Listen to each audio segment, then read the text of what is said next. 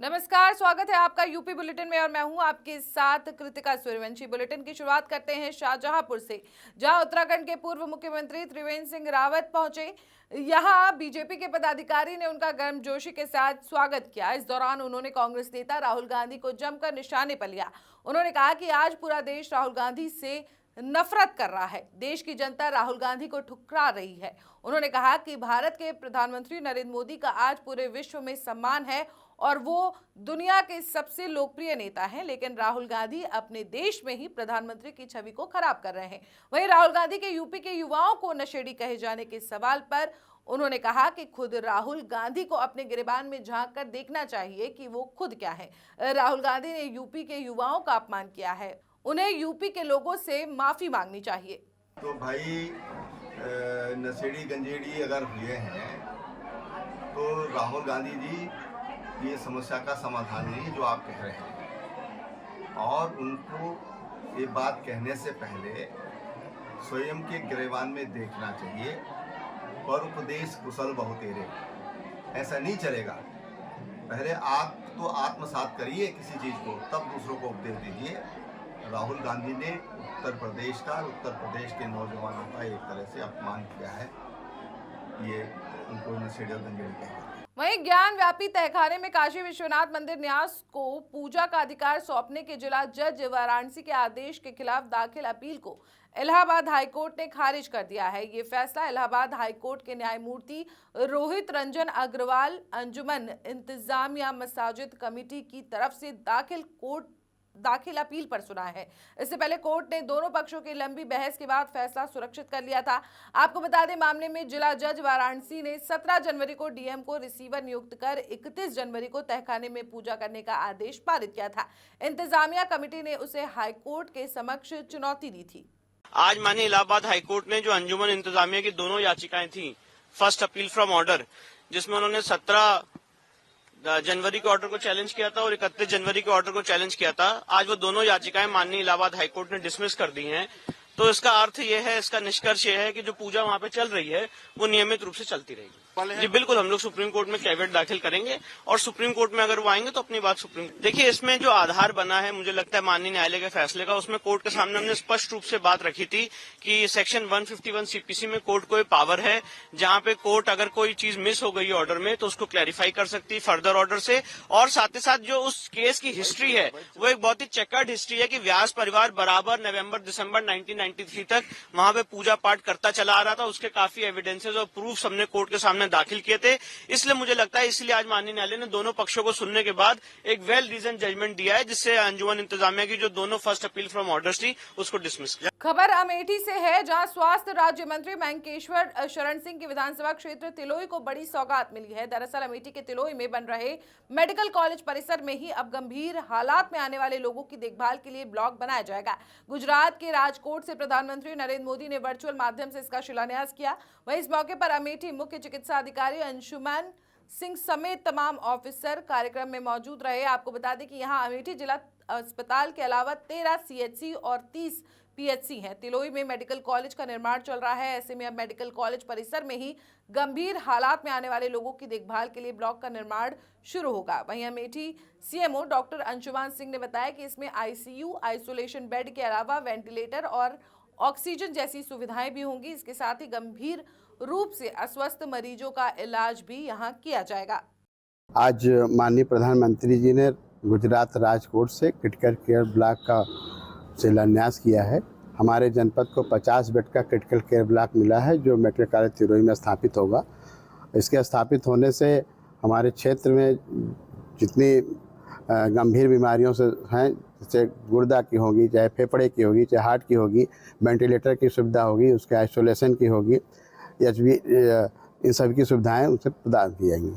स्वास्थ्य क्षेत्र में हमारे यहाँ माननीय सांसद स्मृति ईरानी जी जो है लगातार प्रयास कर रही हैं। ऑक्सीजन प्लांट हो, चाहे वेंटिलेटर हो, चाहे आपका सीटी स्कैन हो, या साथ में जो भी आवश्यकताएं होती हैं वो तत्पर रहती हैं और सब पूरा करती हैं। इसका लाभ भी सबको मिल रहा है। आयुष्मान कार्ड से हमारे यहाँ करीब 23 करोड़ रुपए लोग उसका लाभ प्राप्त कर चुके हैं। ये अगले सत्र से एडमिशन शुरू हो जाएगा। भारतीय किसान यूनियन के प्रवक्ता चौधरी राकेश टिकैत के नेतृत्व में पश्चिमी यूपी के कई जिलों में आज हाईवे पर ट्रैक्टर श्रृंखला बनाई गई। इस मामले को लेकर भारतीय किसान यूनियन के प्रवक्ता राकेश टिकैत ने कहा कि दिल्ली जाने वाले रास्तों पर आज ट्रैक्टर खड़े कर किसान अपना हक मांग रहे हैं। शांतिपूर्ण तरीके से किसान खड़े हुए। एक तरफ से वाहन लेकर किसान सुबह 11 बजे हाईवे पर पहुंचे और शाम 4 बजे वापस लौट गए। किसानों का कहना है कि सरकार ने गांव गरीब मजदूरों के खिलाफ गलत फैसले दिए हैं। यूपी पुलिस के अभ्यर्थियों का ताजा उदाहरण सबके सामने है। अग्निवीर भर्ती का विरोध है, ड्राइवरों के खिलाफ लाया गया फैसला गलत है। वहीं इस आंदोलन को लेकर हाईवे के सभी थानों की पुलिस को सुरक्षा और व्यवस्था बनाने के लिए आदेश दिए गए हैं। आपको बता दें कि मेरठ में किसानों ने NH 58 पर अपने ट्रैक्टर पार्क किए। किसान यहां पुतला जलाने और विरोध प्रदर्शन करने के बाद वापस लौट गए। मेरठ में जहां कई किसान नेताओं पर पुलिस की पैनी नजर है, तो वहीं पुलिस ने हाईवे पर ट्रैफिक व्यवस्था बनाने को लेकर किसान कार्यकर्ताओं से बातचीत कर यातायात को बाधित न करने की अपील की। आपको बता दें कि ट्रैक्टर श्रृंखला बनाए जाने वाले हाईवे से एक नहीं बल्कि सैकड़ों गाँव के हजारों लोगों का प्रतिदिन आना जाना होता है। वहीं दिल्ली और उत्तराखंड से भी हजारों छोटे बड़े वाहन गुजरते हैं। इन वाहनों में सवार लोगों को ट्रैक्टर श्रृंखला से परेशानी होती है। हमने ये कहा संयुक्त मोर्चे ने कि विरोध करने का अपना तरीका है। ट्रैक्टर श्रृंखला ये बनाने का एक प्रोग्राम करा है। दिल्ली की तरफ को जाने वाले हाईवे, जो खास करके डिवाइडर हाईवे होंगे, उस पर ट्रैक्टर लगाओ। अब जैसे ये हरिद्वार से दिल्ली हरिद्वार रोड है, तो इस पे हरिद्वार, मुजफ्फरनगर, मेरठ और गाजियाबाद के लोग रहेंगे। ऐसे ही मुरादाबाद साइड के हैं, अमरोहा, हापुड़, गाजियाबाद, ऐसे ही दूसरी साइड के हैं। ऐसे ही हरियाणा में है, रोहतक वाली रोड, ये सारी होगी। तो एक नए तरीके का विरोध प्रदर्शन करने का ये प्रोग्राम बनाया, जिससे सरकारें बात सुने, सरकार के दिमाग से किसान शब्द ना निकले। ये हमको प्रोग्राम करने पड़ते हैं। सब ये तो किसान लेकर आएंगे, दुखी किसान सब आएंगे। देखो, किसान की हालात खराब है। किसान जमीन बेच के तो अमीर हो रहा है, लेकिन अपनी फसल बेच के वो अमीर नहीं हो पाता। जमीन बिक जाएगी, वो खूब बढ़िया मकान भी बना लो, भी कर लो, बढ़िया चीज ले लो, लेकिन अगर जिस किसान की फसल बेचता है उसको नुकसान है। ये फसलों के आंदोलन है। जिस तरह से जमीन अधिग्रहण की जा रही है, ऐसा वो होगा कि जैसे किसान की जमीन को तो लूट लो और इनको पूरा गरीब बनाओ।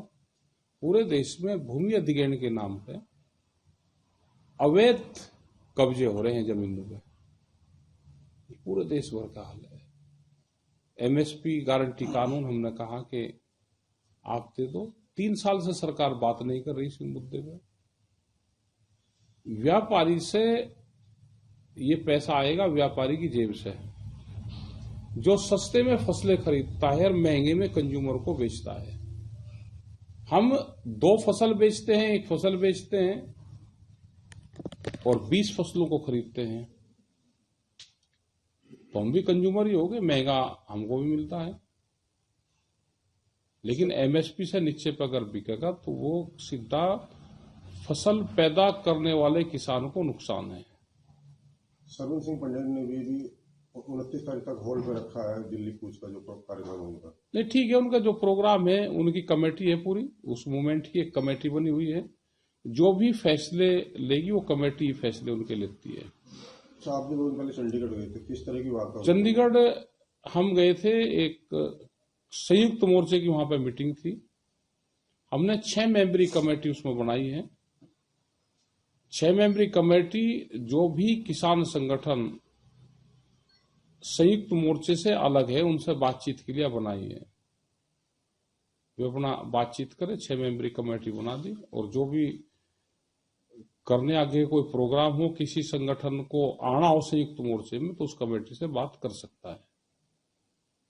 कौन कौन लोग उस कमेटी में शामिल थे? कमेटी में दर्शनपाल जी है, युद्धवीर सिंह है, उग्रा जी हैं, इस तरह से 6 लोग उसमें, हनन मोल्ला है, तो 6 लोग हैं उसमें। तो ये सब तक सरकार से कई दौर की बात हो चुकी है, लेकिन अभी कोई नतीजा नहीं निकला। क्या लगता है कि चुनाव भी नजदीक है, ऐसे में आंदोलन आगे? देखो, सरकार की पॉलिसी है कि इस आंदोलन को इलेक्शन के बाद तक लेकर जाएंगे। ये उनकी पॉलिसी है सब, कि पूरे देश में किसान को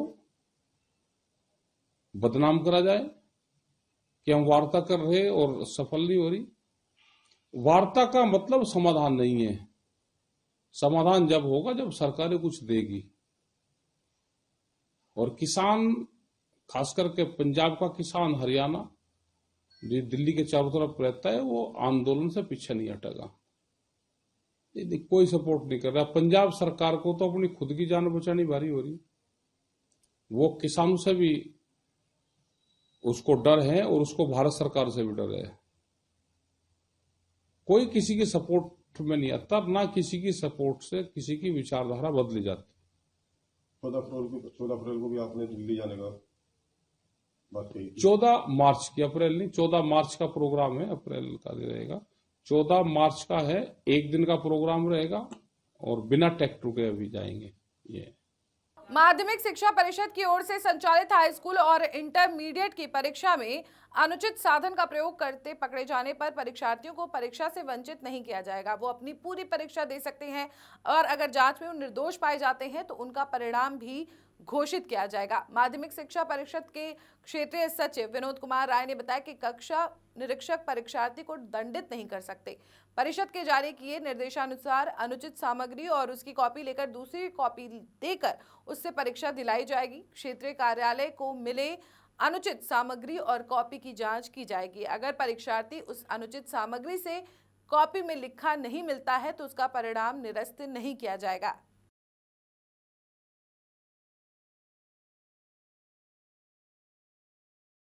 हरदोई में यूपी पुलिस के कांस्टेबल की गुंडई का एक वीडियो वायरल हुआ है, जिसमें हरदोई पुलिस का कांस्टेबल पोस्टमार्टम हाउस में तैनात डॉक्टर को पीटता नजर आ रहा है और वहां मौजूद लोगों ने पुलिस कांस्टेबल की इस दबंगई का लाइव वीडियो मोबाइल कैमरे में कैद कर लिया। 8 सेकंड के इस वीडियो में कांस्टेबल 4 मुक्के डॉक्टर को मारता है। वहीं घटना के बाद आक्रोशित मेडिकल स्टाफ ने मामले की शिकायत एसपी से की। शिकायत मिलते ही पुलिस पूरे मामले की कार्रवाई में जुट गई है।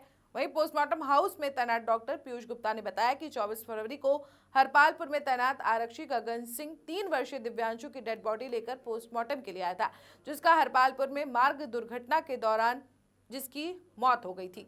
डॉक्टर पीयूष ने आगे बताया कि 7 नंबर होने की वजह से मृतक की पोस्टमार्टम रिपोर्ट देर से आई, इसलिए शाम 5:30 बजे मृतक बच्चे की पोस्टमार्टम रिपोर्ट कांस्टेबल को दी गई, जिसके बाद कांस्टेबल ने रिपोर्ट देरी से दिए जाने का हवाला देकर गाली गलौज की और घटना के बाद कांस्टेबल ने डॉक्टर की पोस्टमार्टम हाउस के बाहरी गेट के पास पिटाई कर दी, जिसका लाइव वीडियो वहां मौजूद लोगों ने बना लिया और जो सोशल मीडिया पर वायरल हो गया।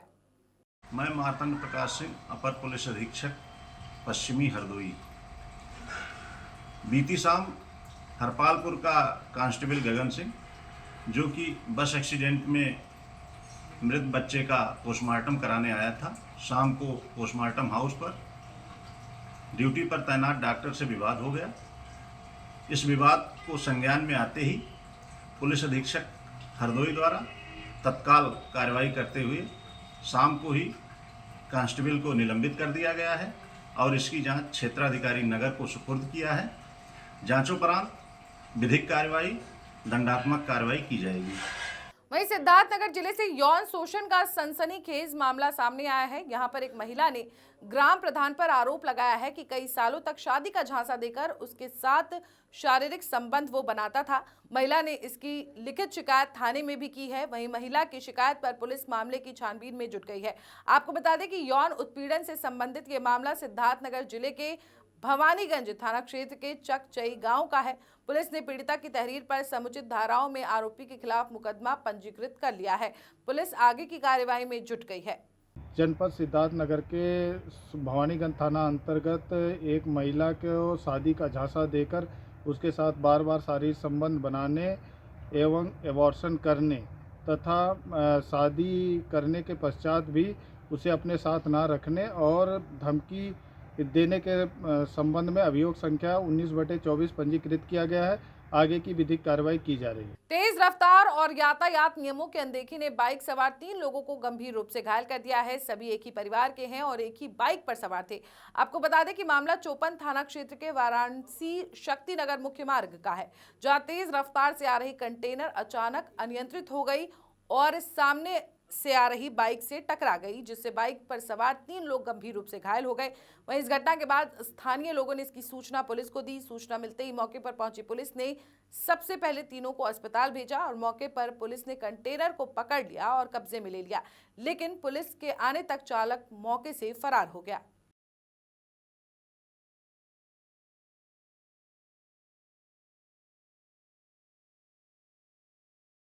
वहीं सोनभद्र में ट्रैक्टर के ट्रॉली में भिड़ने से बाइक सवार दंपत्ति समेत 3 लोग घायल हो गए हैं, जिसके बाद सभी घायलों को चोपन के सामुदायिक स्वास्थ्य केंद्र में भर्ती कराया गया है। घटना शाम को 7:30 बजे हुई। आपको बता दें कि जुगैल थाना क्षेत्र के खेवंदा गांव निवासी अनिल अपनी पत्नी और परिवार के ही एक सदस्य को बाइक से लेकर कुड़ारी से चोपन जा रहे थे। तब जब बाइक सवार बड़गावा गांव के पास पहुंचा तो सड़क के किनारे खड़ी ट्रॉली को धक्का लगा रहे ट्रैक्टर को देखकर बाइक चालक अपना संतुलन खो बैठा और सीधा जाकर ट्रैक्टर ट्रॉली में भिड़ गया। इस हादसे में तीनों गंभीर रूप से घायल हो गए, जिसके बाद ग्रामीणों ने एंबुलेंस बुलाकर तीनों घायलों को इलाज के लिए चोपन सामुदायिक स्वास्थ्य केंद्र भेज दिया है।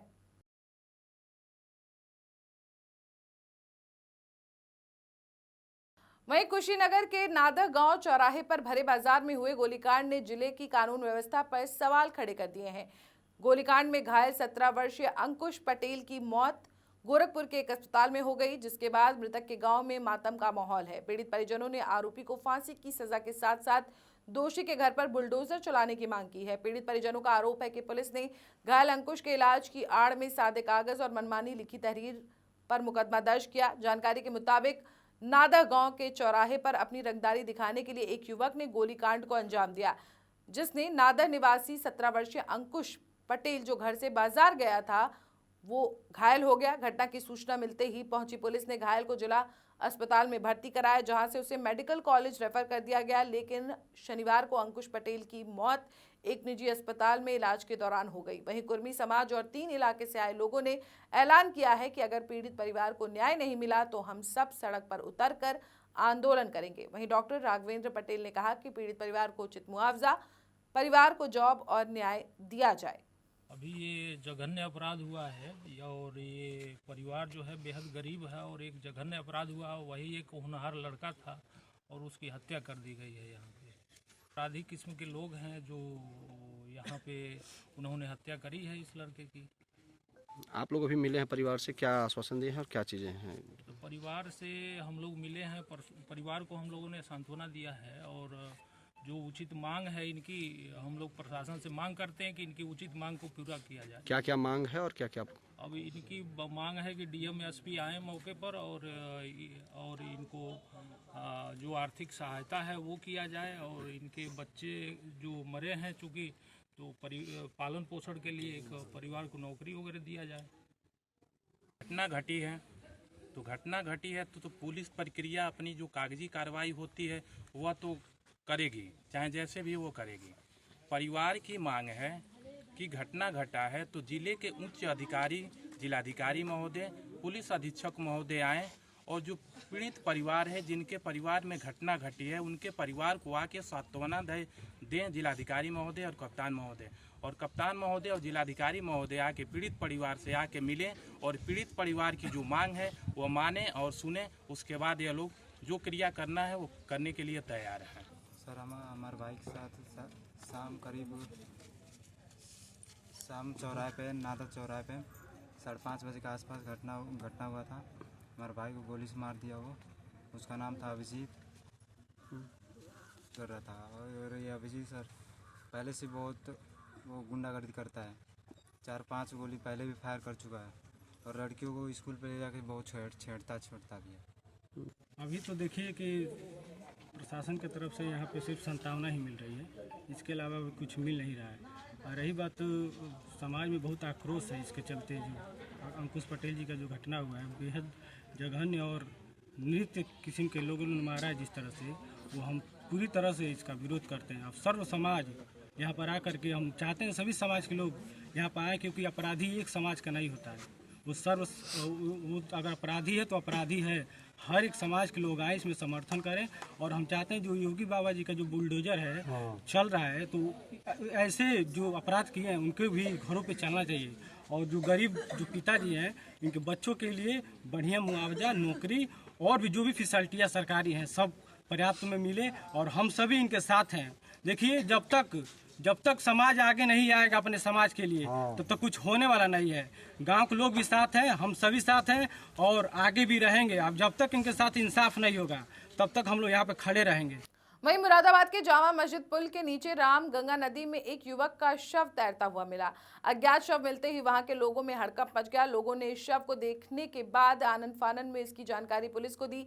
सूचना मिलते ही मौके पर पुलिस पहुंची और पुलिस ने नदी से शव को बाहर निकलवाया और शव की पहचान करने में जुट गई। काफी देर बाद शव की पहचान की गई तो पता चला कि शव कटघर के ताजपुर माफी निवासी अफजाल की है। वहीं इस मामले को लेकर थाना प्रभारी मनोज कुमार का कहना है कि पूछताछ के दौरान परिवार वालों ने बताया कि अफजल नशे का आदी था, उसे दौरे भी पड़ते थे। शनिवार रात वो घर से बिना बताए निकल गया था। फिलहाल पुलिस का कहना है कि इस मामले में परिजनों ने कोई तहरीर नहीं दी है। 25 तारीख को 25/2/2024 सुबह 9:30 बजे सूचना मिली है। जामा मस्जिद पुल के नीचे रामगंगा नदी के किनारे एक अज्ञात शव मिला है। प्रथम दृष्टया लगता है कि वह नशे का आदी है और शरीर पे कोई चोट के निशान भी नहीं है। बाकी पीएम के बाद उसकी मृत्यु का कारण स्पष्ट हो जाएगा और फिलहाल उसकी पहचान के लिए प्रयास किया जा रहा है। वहीं यूपी में ट्रैक्टर ट्रॉली के बीच सड़क हादसे जारी हैं। हाल ही में एटा के कसागंज में एक दर्दनाक हादसे को लेकर लोग भूले ही नहीं थे कि अब जौनपुर प्रयागराज हाईवे पर रोडवेज बस और ट्रैक्टर ट्रॉली के बीच भीषण भिड़ंत हो गई। टक्कर इतनी जोरदार थी कि ट्रॉली सवार 7 में से 6 मजदूरों की मौके पर ही मौत हो गई, जबकि एक मजदूर गंभीर रूप से घायल हो गया, जिसे पुलिस ने अस्पताल में भर्ती कराया है। हादसा बीती देर रात उस दौरान हुआ जब मकान ढालने का काम करने वाले 7 मजदूर ट्रैक्टर ट्रॉली पर सवार होकर जा रहे थे। प्रयागराज की ओर से आ रही रोडवेज बस से अचानक ट्रैक्टर की टक्कर हो गई और ट्रॉली बेकाबू होकर पलट गई। सड़क हादसे की सूचना पर थाना सिकरारा पुलिस तत्काल मौके पर पहुंची और गंभीर रूप से घायल मजदूर को मछली शहर के सामुदायिक स्वास्थ्य केंद्र में भर्ती कराया। अपर पुलिस अधीक्षक ग्रामीण के मुताबिक मृतकों के शव का पंचनामा बनाकर आगे की कार्यवाही की जा रही है, जबकि पुलिस ने परिजनों को भी इसके बारे में सूचित कर दिया है। 11:15 बजे के आसपास थाना सिकरारा अंतर्गत समाधगंज के पास एक सड़क दुर्घटना हुई, जिसमें प्रयागराज से गोरखपुर की ओर एक रोडवेज बस आ रही थी, जिसने सामने से एक ट्रैक्टर ट्रॉली में टक्कर मारा। ट्रैक्टर ट्रॉली पलट गई और उसमें सवार 5 लोगों की मृत्यु हो गई और 2 लोग गंभीर रूप से घायल हो गए। सूचना मिलते ही तत्काल पुलिस बल, एम्बुलेंस और स्वयं पुलिस अधीक्षक महोदय स्वयं और अन्य पुलिस की टीमें वहां तत्काल पहुंचकर राहत कार्य किया गया। घायलों को उपचार के लिए तत्काल भेजा गया और मौके से दुर्घटनाग्रस्त ट्रैक्टर ट्रॉली और बस को सुरक्षित भेजा गया। जो मृत हुए हैं उनके परिजनों को सूचना देते हुए और उनके पंचायतनामा और पोस्टमार्टम की कार्यवाही प्रचलित है। अन्य विधिक कार्यवाही की जा रही है। मेरे साथ इस बुलेटिन में इतना ही। देश और दुनिया की तमाम बड़ी खबरों के लिए बने रहिए हमारे साथ।